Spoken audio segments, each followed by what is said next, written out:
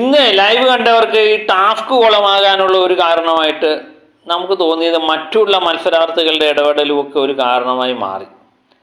പക്ഷെ അവിടുത്തെ മത്സരാർത്ഥികളെല്ലാം ഒറ്റക്കെട്ടായി അനിമോളുടെ തെറ്റുകൊണ്ടാണ് ഇങ്ങനെയൊക്കെ സംഭവിച്ചത് എന്നാണ്. അനിമോൾ വെള്ളം ചേർക്കണമായിരുന്നു എന്ന് പറയും. അപ്പം ക്വാളിറ്റി ഇൻസ്പെക്ടറായിട്ട് വന്നത് ജിഷനാണ് മികച്ചതെന്നാണ് അവിടുത്തെ മത്സരാർത്ഥികളെല്ലാം പറയുന്നത്. എനിക്ക് തോന്നുന്നു ലൈവ് കണ്ടവർക്കും എനിക്കും തോന്നുന്നില്ല അങ്ങനെ.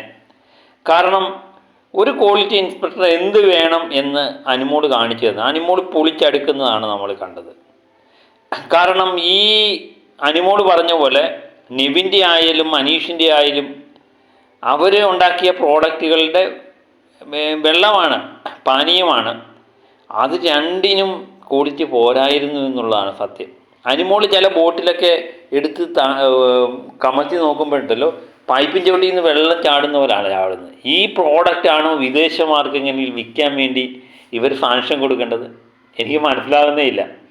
അതുപോലെ പല ബോട്ടിലുകളും നിറഞ്ഞിട്ടില്ല. ചില ബോട്ടിലൊക്കെ പിടിക്കുമ്പോഴത്തേന് പശ പോലെ ഒട്ടുന്നു. അത് നേരെ വണ്ണം കഴുകിയിട്ട് പോലും ഇല്ല.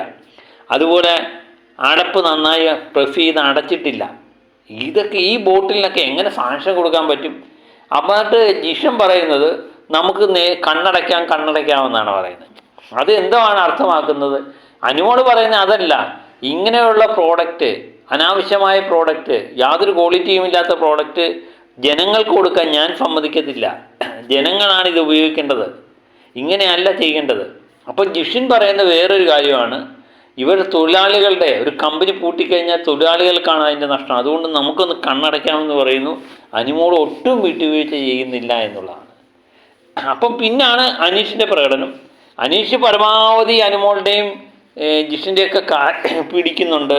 എന്നിട്ടൊന്നും അവർ നേരാവണ്ണം വരുന്നില്ല. അവസാനമാണ് ഈ ആകപ്പാടെ പ്രശ്നം ഉണ്ടാകുന്നത്. എനിക്ക് തോന്നുന്നു ഇതിൻ്റെ പ്രശ്നത്തിന് കാരണം ഒന്നാമത്തെ കാര്യം അനിമോളും ജിഷനും തമ്മിൽ യാതൊരു ഐക്യവുമില്ലായിരുന്നു. അതുപോലെ തന്നെ ഈ ഉദ്യോഗസ്ഥന്മാരുടെ അടുത്ത് ബോട്ടിലുമായിട്ട് അതിൻ്റെ മുതലാളി നിവിനും അനീഷും വരുമ്പോൾ കൃത്യമായിട്ട് അവർ ഉദ്യോഗസ്ഥന്മാർക്ക് ചാക്കിടാം, അതുപോലെ കൈക്കൂലി കൊടുത്താൽ അങ്ങനെയൊക്കെയാണ് നടക്കേണ്ടത്. പക്ഷെ അതിൻ്റെ ഇടയ്ക്ക് തൊഴിലാളികൾ എന്ന് പറയുന്ന കൂട്ടർ ഓടി വന്ന് ഇതിനകത്ത് ഇടപെട്ട് അനീഷിൻ്റെ പല ബോട്ടിലും എടുത്ത് നശിപ്പിക്കുന്നത് കണ്ടു, കുടിക്കുന്നത് കണ്ടു. ഒരുമാതിരി അലമ്പാകുന്നു. പ്രത്യേകിച്ച് ആദില, ആര്യൻ, ഷാനവാസ്, അക്ബർ എന്ന് വേണ്ട എല്ലാ മത്സരാർത്ഥികളും അലമ്പാക്കുന്നതാണ് കണ്ടത്. അതുതന്നെയാണ് ഇന്ന് സംഭവിച്ചത്.